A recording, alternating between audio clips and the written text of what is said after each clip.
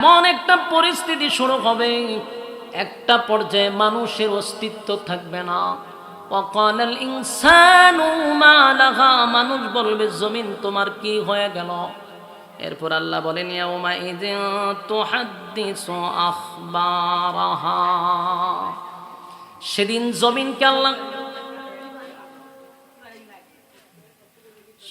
জমিনকে আমার আল্লাহ সাংবাদিক বানায়া দিবে।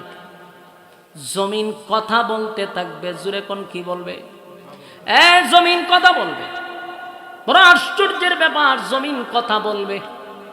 বর্তমান এই ওয়াজ করতে গেলে মানুষ এমনটা আশ্চর্য হয় না। আজ থেকে 40-30 বছর আগে এই ওয়াজ করলে মানুষ চিন্তায় পড়ে যেত, কিন্তু এখন কেন হয় না? কারণ এখন প্রযুক্তির যুগ। এই আয় দিয়া দেখবেন এখন জুতায়ও কথা হয়, হাতেও কথা হয়, ফাওয়েও কথা হয়, ঠিক না বেঠিক? ইদানিং একটা সফটওয়্যার বাইরেছে, একটা ভিডিও প্রায় সময় আসে, দেখা যায় গাজরে কথা হয়, আনারসে কথা হয়, আমে কথা হয়। হ্যাঁ, এগুলা কি আসলে কথা হয় না কথা কয়? প্রযুক্তি দিয়া। মাঝে মধ্যে আগে চিন্তা করতাম, যখন হুজুররা আলেমরা ওয়াজ করতো, হাসরের মাঠে হাত কথা বলবে, পা কথা বলবে। মাঝে মধ্যে চিন্তা হতো এটা কিভাবে সম্ভব।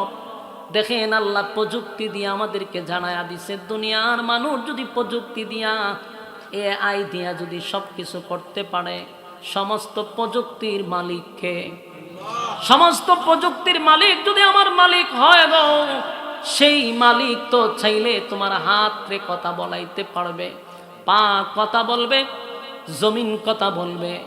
আমার মালিক যখন অর্ডার দিবে তখন জমিন কথা বলতে থাকবে। আল্লাহ রাব্বুল আলামিন বলেন জমিন সেদিন কথা বলবে, ইয়াউমা ইযিন তুহাদ্দিসু আখবারাহা, জমিন কথা বলতে থাকবে। এখন বিষয়টা এখানে ভাবার বিষয়, জমিন কথা বললে কিন্তু আমরা ফেঁসে যাব। কারণ আমি আপনি যতই মানুষের সামনে পরপীর হয়ে সাজার চেষ্টা করি, আমি আল্লাহওয়ালা বুজুর্গ সাজার চেষ্টা করি, আমি রাতের অন্ধকারে কি গুনাহ করছি, দিনের আলো থেকে আকাম কুকাম করছি, দুনিয়ার কেউ না জানলেও জানে কে? আমার যুবক ভাইরা, সেদিন জমিন কথা বলবে আর বলবে, আল্লাহ আপনার এই নাফরমান আমার উপরে দাঁড়াইয়া সেই কাজ করছিল, আমার উপরে দাঁড়াইয়া সুদ খাইছিল, আমার উপরে দাঁড়াইয়া গোশ খাইছিল, আমার এই জায়গায় দাঁড়াইয়া জেনা ব্যভিচার করছিল, আমার সামনে দাঁড়াইয়া অন্যের উপরে জুলুম করছিল। জমিন কথা বলতে থাকবে, জমিন কথা বলতে থাকবে। আশ্চর্যের কিছু না, জমিন কথা বলবে। কেন কথা বলবে? আল্লাহ নিজেই বলেন, বিআন্না রাব্বাকা আওহা লাহা। জমিন এমনি এমনি কথা বলে না, জমিন এমনি এমনি কথা বলে না। বিআন্না রাব্বাকা আওহা লাহা, জমিন কথা বলে কারণ তোমার রব জমিনকে অর্ডার দিবে কথা বলার জন্য, তাই তো জমিন কথা বলবে। জমিন কথা বলতে থাকবে, জমিন কথা বলতে থাকবে। আমার যুবক ভাইয়েরা, মুরব্বী বাবারা, দিলের কান লাগায় কথাগুলি শুনেন। এই পৃথিবী চিরস্থায়ী না, পৃথিবীতে কেউ থাকার জন্য আসে নাই, আমিও থাকবো না। আমার বাবা থাকতে পারে নাই, দাদা থাকতে পারে নাই, পূর্বপুরুষ কেউ দুনিয়াতে নাই, আমিও থাকবো না। পৃথিবীতে যত ধর্ম আছে, যত মানুষ আছে, একটা বিষয়ে একমত, এটা হলো মরতে হবে। মরার ব্যাপারে কোনো ধরনের কি দ্বিমত আছে? মরার ব্যাপারে কোনো যুক্তি নাই, মরার ব্যাপারে কোনো তর্ক নাই। মরতে হবে, মরতে হবে। পৃথিবী চিরস্থায়ী না, পৃথিবী থাকার জন্য না। জোর জবরদস্তি করেও থাকা যায় না, বেশি টাকা থাকলেও থাকা যায় না, ক্ষমতা দিয়েও দুনিয়ায় থাকা যায় না। এই পৃথিবী চিরস্থায়ী নয় গো, পৃথিবী তোমার আমার ছেড়ে দিতে হবে। তাহলে প্রশ্ন হলো, কেন দুনিয়াতে আসলাম, আবার কেনই বা চলে যাব? আল্লাহ রাব্বুল আলামিন বলেন, আমি দুনিয়ার জমিনে মানুষ বানাইয়া পাঠাইছি, বান্দারে অনর্থক বানাই নাই।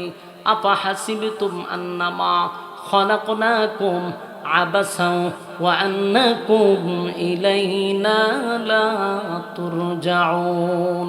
আমি বেহুদা বানাই নাই, অনর্থক বানাই নাই, অকারণে বানাই নাই। বান্দা প্রশ্ন হলো কেন বানাইলাম? বানানোর পিছনে যে বানাইছে তার একটা কারণ আছে।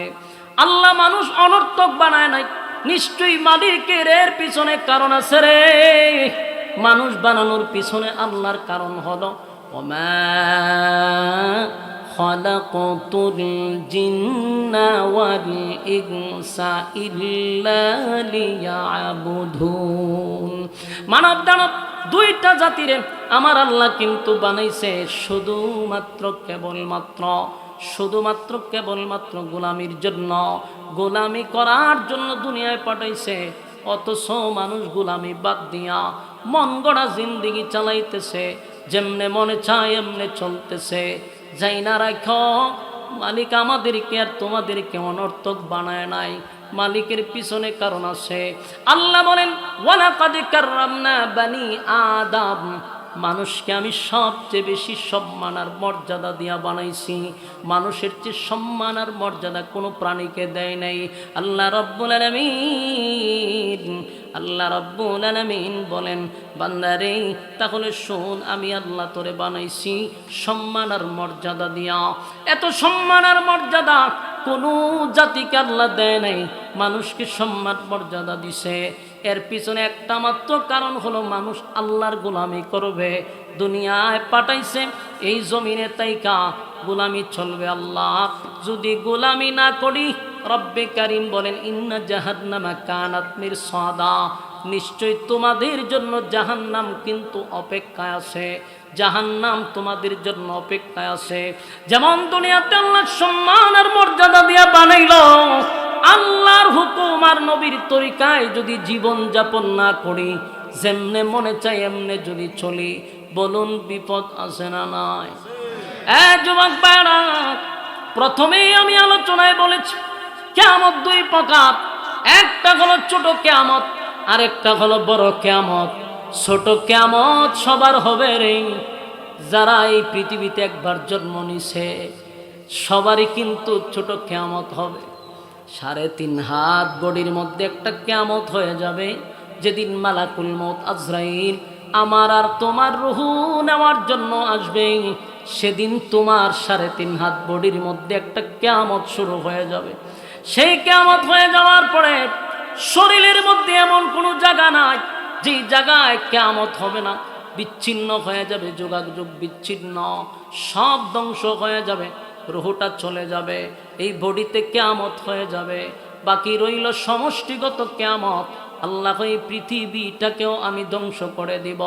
পৃথিবী বানাইছি বান্দাদেরকে গোলামি করার জন্য, জমিনে তাইকা বান্দা আমার গোলামি করবে। যখন দেখব বান্দা আমার গোলামি বাদ দিয়া বান্দা মন গড়া জীবন যাপন করে, বান্দা নাফরমানি করে, তখন আল্লাহ বলবে জিবরাইল ইসরাফিল রে সিংহায় ফু মাইরা দে, এই পৃথিবী আমি আর রাখবো না। ইসরাফিল সিংহায় ফুঁক দিবে, ইজা জুলজিলাতিল আরদু জিলজালাহা, জমিনের মধ্যেও জালজালা শুরু হয়ে যাবে, জমিন ধ্বংস করে দিবে, জমিন ধ্বংস করে দিবেন। এক পর্যায়ে মানুষগুলা যখন সমস্ত প্রাণীকুল মারা যাবে, কারণ সূর্যটা ভেঙে জমিনে পড়বে, তারকা ছুটে যাবে, আসমান ভেঙে ভেঙে পড়বে, পাহাড় নদী নালা সাগর যা কিছু আছে সবগুলার মধ্যে আগুন ধরে যাবে। এই পরিস্থিতিতে সমস্ত প্রাণীকুল মারা যাবে রে। এই যে প্রথম সিংহায় ফুঁক দিলে সব ধ্বংস, সব ধ্বংস, সব ধ্বংস। আল্লাহ কয় ফেরেশতা আজরাইলকে ডাক দিয়ে আল্লাহ বলবে আজরাইল রে, আমি না বললাম কুল্লু মান আলাইহা ফান, সব ধ্বংস হওয়ার কথা, বাকি আছে কে? বলে আল্লাহ সমস্ত প্রাণীকুল ধ্বংস করে দিছি, ফেরেশতা কুল বাকি আছে। আল্লাহ কয় 4 জন ফেরেশতা বাদে সব ধ্বংস করে দাও। আমার যুবক ভাইরা, জিবরাইল ইসরাফিল মিকাইল আজরাইল 4 জন ফেরেশতা বাদে সমস্ত ফেরেশতাগুলো ধ্বংস করে দিবে। আল্লাহ রাব্বুল আলামিন বলবেন মালাকুল মউত আজরাইল বল আর কে বাকি আছে? আজরাইল বলবে মালিক আপনি চিরঞ্জীব, আল্লাহ আপনার তো কোনো মরণ নাই। আল্লাহ আপনি ছাড়া বাকি আমরা চারজন আছি, আমি আজরাইল, মিকাইল, জিবরাইল, ইসরাফিল, চারজন বাকি আছে। আল্লাহ বলেন তুমি বাদে বাকি তিনজনকেও ধ্বংস করে দাও। এবার প্রশ্ন হলো, যিনি সিংহায় ফুঁক দিলেন তিনিও ধ্বংস হয়ে যাবে। সমস্ত ফেরেশতাদের মধ্যে যিনি সর্দার জিবরাইল আলাইহিস সালাতু ওয়াস সালাম, তিনিও ধ্বংস হয়ে যাবে। বাকি থাকবে মালাকুল মউত আজরাইল। আল্লাহ ডাক দিয়া বলে, আজরাইল রে এবার বল কে বাকি আছে? আজরাইল বলে, আল্লাহ আমি আছি, আর আপনি তো চিরঞ্জীব। আল্লাহ তখন ডাক দেয়া হয়, আজরাইল আমি না বলছি কুল্লু মান আলাইহা ফান, সব ধ্বংস হবে। সব যদি ধ্বংস হয়ে যায়, বলতো সব ধ্বংস হইলে তুই কেমনে তাহস? তোর তো দেখার কথা না।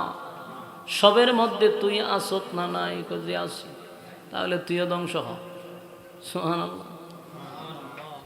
এই আপনার ভলান্টিয়ার যারা এখানে যদি কথা কয়, হয় আধা কিলোমিটার দৌড়াইয়া দেন, আনালে দৌড়ে 3-4 জনে যাতায়াত লই এনে ফিরে যান। কিন্তু কথা কম যেত না। আপনারা কি বিরক্ত হইতেছে? বিরক্ত হইলে না আমার ডাবল সুবিধা, অসুবিধা করবো ছেড়ে দিতাম আমি। কথা কম যেত না। যদি এখানে কোনো কথা বলেন তাহলে আমার কথার মধ্যে কোনো ধরনের গুছালো থাকবে না, মেহেরবানি করে কথা বলবেন। রাজি আছি ইনশাআল্লাহ? একটু দিলের কান লাগায় শুনেন, আমার পরে যিনি আসবেন উনি আসার ঘোষণা শুনলেই আমি ছেড়ে দিব ইনশাআল্লাহ। এবার দিলের কান লাগায় শুনেন, বলুন আল্লাহ কি কইছে? সব ধ্বংস। তো সব বললে আজরাইল শেষ নেই, কথা হয় না। সব ধ্বংস হয়ে যাও, সবের মধ্যে আজরাইল থাকার কথা না। আল্লাহ বলেন, আজরাইল নেই, আমি না বললাম কুল্লু মান আলাইহা ফান, সব ধ্বংস হয়ে যাবে, তুই রইলি কেমনে? এবার আজরাইল ডাক দিয়ে বলে, মালিক আমারে কি আপনি ধ্বংস করে দিবেন? আল্লাহ বলে, আজরাইল আমি বলছি সব ধ্বংস করে দিব, তুইও থাকতে পারবি না। সেদিন মালাকুল মউত আজরাইল একটা চিৎকার মারবে। আল্লাহ নবী বলেন, সেদিন যদি প্রাণীকুল বেঁচে থাকতো রে, আজরাইলের চিৎকারে সেদিন মানুষ মারা যাইত। যদি কেউ বেঁচে থাকতো, এত বিকট আওয়াজ দিয়ে চিৎকার মারবে আর বলবে, আল্লাহ আমাকে কি কোনোভাবে ছেড়ে দেওয়া যায় না? আল্লাহ বলেন, সব ধ্বংসের মধ্যে তুইও ধ্বংস হবি। সেদিন আজরাইলও ধ্বংস হয়ে গেছে। এখন বলুন বাকি আছে কে? আরো জোরে, ওয়ায়াবকা ওয়াজহু রাব্বিকা যুল জালালি ওয়াল ইকরাম। আল্লাহ বলেন সব ধ্বংস হয়ে যাবে, যিনি থাকবেন তিনি কে? আরো জোরে, যিনি বেঁচে থাকবেন তিনি আল্লাহ। আল্লাহ তখন সব ধ্বংস করে দেওয়ার পরে এবার আল্লাহ নিজেই বলবেন, লিমানিল মুলকুল ইয়াউম, এই পৃথিবীর রাজা বাদশারা কোথায় রে? পৃথিবীতে আমি তোদেরকে পাঠাইছি। আমি পাঠানোর পরে ক্ষমতা দিলাম, ক্ষমতা পাইয়া ক্ষমতার অপব্যবহার যারা করছস, আমি তোদেরকে দুনিয়া নামক জায়গায় পাঠাইছিলাম। ক্ষমতা পাইয়া মানুষের উপরে জুলুম করছস, মানুষের উপরে অন্যায়ভাবে জুলুম করছস, ক্ষমতার অপব্যবহার করছস। আজকে তোরা কোথায়? পৃথিবীর রাজা বাদশাদেরকে আল্লাহ ডাকবে। মনে করেন ফেরাউনরে ডাকলো, নমরুদরে ডাকলো, যারা জালেম ছিল সবাইরে ডাকবে। ফেরাউনরেও ডাকবে, নমরুদরেও ডাকবে, সাজ্জাদরেও ডাকবে, হামাইন্নারেও ডাকবে, আবু জাহিল্লারেও ডাকবে, এমনকি যারা আছে বুশরেও ডাকবে, এমনকি ট্রাম্পরেও ডাকবে, নেতানিয়াহুরেও ডাকবে, এমনকি মুদ্দারেও ডাকবে, দাদারে ডাকবে, এমনকি আমরার বিগত সরকার আফারেও ডাকবো। ঠিক না বেটি? সবাই ডাকবে। ক্ষমতা দিছিলাম, ক্ষমতার অপব্যবহার করছস। আজকে ক্ষমতা কার? কোনো শব্দ নাই। কোনো শব্দ আছে? যখন দেখবে কোনো শব্দ নাই, আল্লাহ নিজেই বলবে, লিল্লাহিল ওয়াহিদিল কাহার। সুবহানাল্লাহ। আল্লাহ ডাক দিয়ে বলে, আজকে একমাত্র রাজত্বের মালিক আমি আল্লাহ, আমি হলাম আজকের রাজত্বের মালিক। এ যুবক ভাইরা, মুরব্বী বাবারা, এখানে একটা বিষয় আপনাদের জানা দরকার। ইসরাফিল সিংহায় ফুঁক দিবে, প্রথম সিংহায় ফুঁক দেওয়ার পরে সব ধ্বংস। আরেকটা ফুঁক দিবে, এই দুই ফুঁকের মাঝখানে লম্বা একটা গ্যাপ থাকবে। 40 বলা হয়েছে, এটা 40 বছর হইতে পারে, 40,000 বছর হইতে পারে, 40 লক্ষ বছরও হতে পারে, এটার কোনো সীমারেখা নাই। কিন্তু দুই সিংহার মাঝখানে একটা গ্যাপ থাকবে। ওই প্রথম সিংহার দ্বিতীয় সিংহার মাঝখানে একটা নীরব সময় যাবে। তখন আল্লাহ শুধু একাই থাকবেন। আবার আল্লাহর মন চাইবে সিংহায় ফুঁক দেওয়ার জন্য। আবার সর্বপ্রথম ইসরাফিল আলাইহিস সালাতু ওয়াস সালামকে আল্লাহ ডাক দিবেন, জীবিত করবেন। মালিক বলবে, ইসরাফিল রে, সিংহায় ফু মার। ইসরাফিল যখন দ্বিতীয় সিংহায় ফুঁক দিবে, তখন মানুষের ভিতরে আবার রূহ তৈরি হবে। সুবহানাল্লাহ। ইয়াদ রাখবেন, প্রথম সিংহায় ফুঁক দেওয়ার পরে সব প্রাণীকুল ধ্বংস হয়ে যাবে। আর দ্বিতীয় সিংহায় যখন ফুঁক দিবে, তখন মানুষের ভিতরে রূহ গঠন হবে। প্রথম সিংহায় ধ্বংস, দ্বিতীয় সিংহায় আবার গঠন হবে, মানুষের রূহ গঠন হবে। আপনার আর এটার নাম হইল শ্রীমঙ্গল, কমলগঞ্জ, আলীনগর। ঠিক না বেঠি? এই আলীনগরের জমিনে 100 বছর আগে, 200 বছর আগে যদিও মানুষের কবর থাকে, আবার কিয়ামতের লক্ষ লক্ষ বছর পরে যখন সিংহায় ফুঁক দেওয়া হবে, সেই মাটির নিচ থেকে মানুষটা আস্তে করে ওইটা দাঁড়াবে। সুবহানাল্লাহ। এই কথা শোনার পরে সুশীল কিছু মানুষ আছে যারা ধর্ম কর্ম বিশ্বাস করে না। আছে না নাস্তিক মার্কা? কোন ধর্মই তারা পালন করে না। তারা আমাদেরকে প্রশ্ন করে, মরে যাওয়ার পরে মানুষ পচে যাবে, গলে যাবে, সেখান থেকে মানুষ এটা দাঁড়াইব কেমনে? আমি মনে করি মানুষ মরার পরে আবার কবর থেকে ওইটা দাঁড়াবে, এটা তো আশ্চর্যের কিছু না। হ্যাঁ, কথা কয় গাড়ি, ওই দেখেন চশমা লাগাই কি বাম বুম করে আইছে, দেখছেন নি? আইনে বয়েছেন আমার সামনে, সাংবাদিক কাটমাট লাগাই বইছে আমার সামনে, একজন আরেকজনের দ্বারা রিপোর্ট পেশ করতেছে। আননি কিচ্ছু আছে আমার সামনে, দিন আরো আইনা দিন, ছেড়ে দিতাম নি। কিন্তু 10 মিনিট আছে, মনোযোগ দিয়ে একটু শুনেন। বিরক্ত হইলে আমার মেসেজ দেন। আর বিরক্ত হলে কিন্তু বসাইছেন, কথা শেষ পর্যায়ে মনোযোগ দিয়ে শুনুন। বলুন তো, এই পর্যন্ত আমি যা বলছি একটা কথাও কি বেহুদা বলা হয়েছে? অনর্থক বলছি? কোরআনের কথাগুলি আমরা শুনতে পছন্দ করি না। আমাদের দেশে কিছু বক্তা আছে, লাল লীল বাতি লাগায় আয়ে কতক্ষণ গান গায়, কতক্ষণ নাচে, হুক্কুর হাক্কুর কইরা এরপরে জাগা। শ্রোতা এটা পছন্দ করে। পুরা মাঠটা থাকতো গরম, যারা নাচতে পারেন এরও নাচতো, হুক্কুর হাক্কুর করে কুতায় মতো এর বাড়ি যেত গা। কোরআন হাদিসের ওয়াজ, গঠনমূলক বয়ানগুলি আমরা শুনতে চাই না। এই জন্য সমাজে ওয়াজ মাহফিল হয়, কিন্তু 4 বছর কোনো ফায়দা হয় না।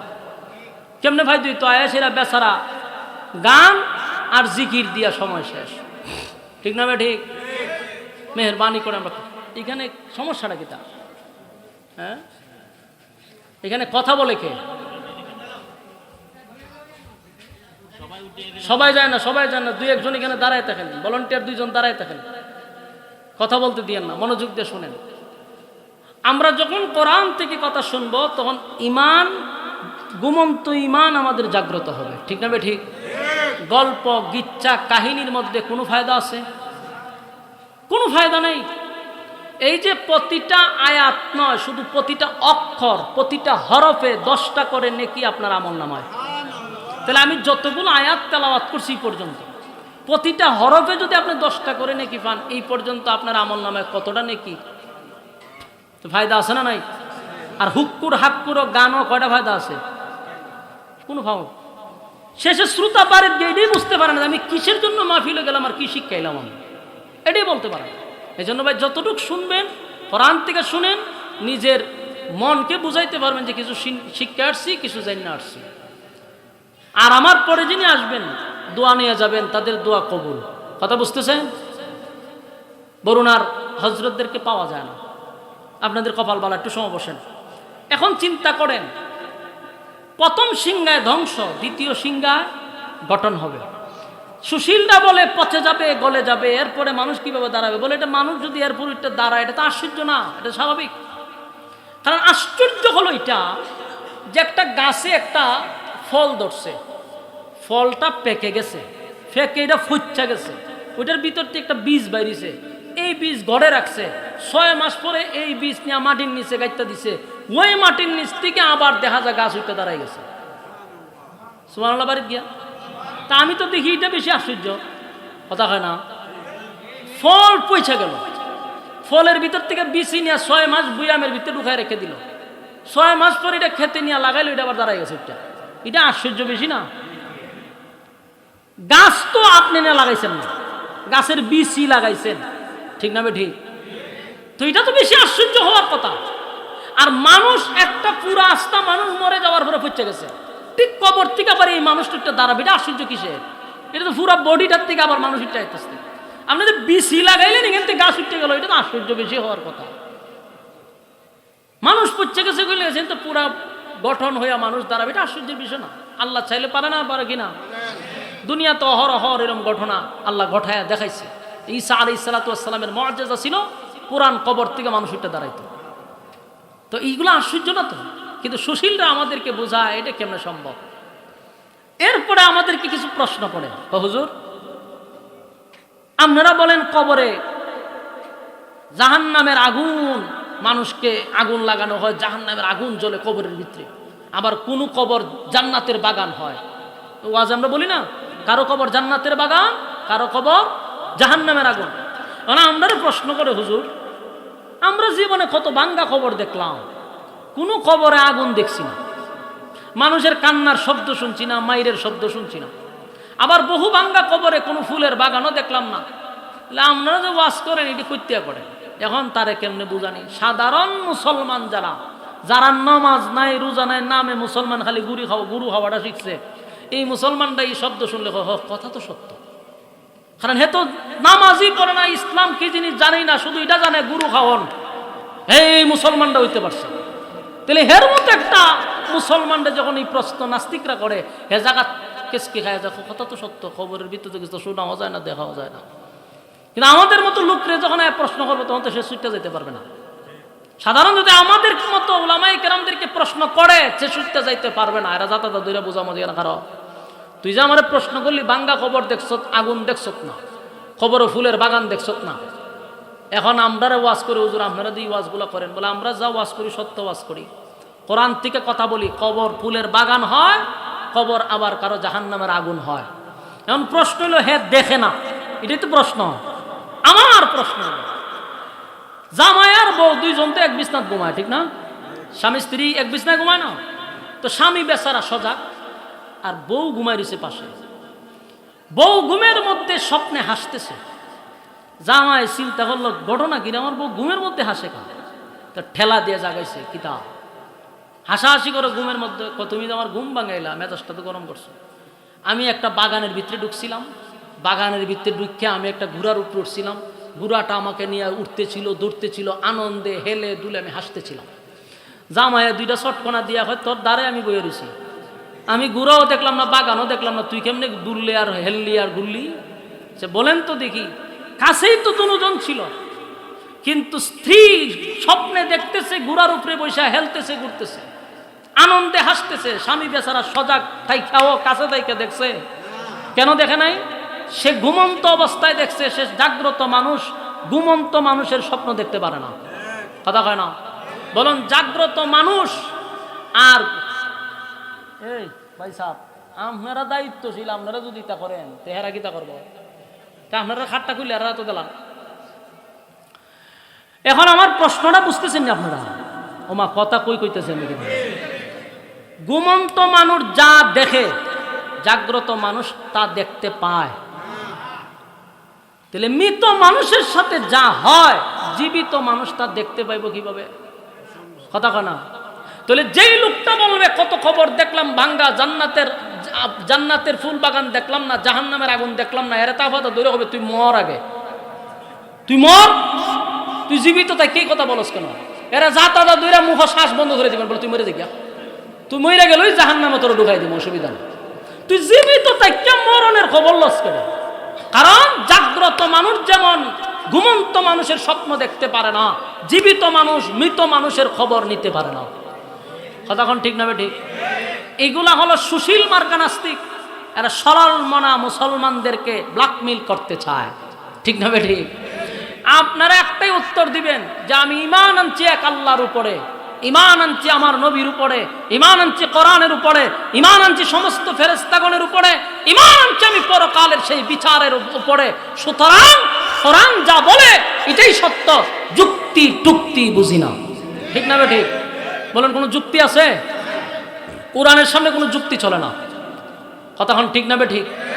আমার যুবক ভাইয়েরা, ইসরাফিল আলাইহিস সালাতু ওয়াস সালাম যখন দ্বিতীয় সিংহায় ফুঁক মারবে, এমনি ইসরাফিল আলাইহিস সালাতু ওয়াস সালামের সিংহার ফুঁকে মানুষ আবার নতুন করে মাটির নিচ থেকে, কাদা মাটির নিচ থেকে মানুষগুলি উলঙ্গ অবস্থায় আবার দাঁড়াবে। সুবহান।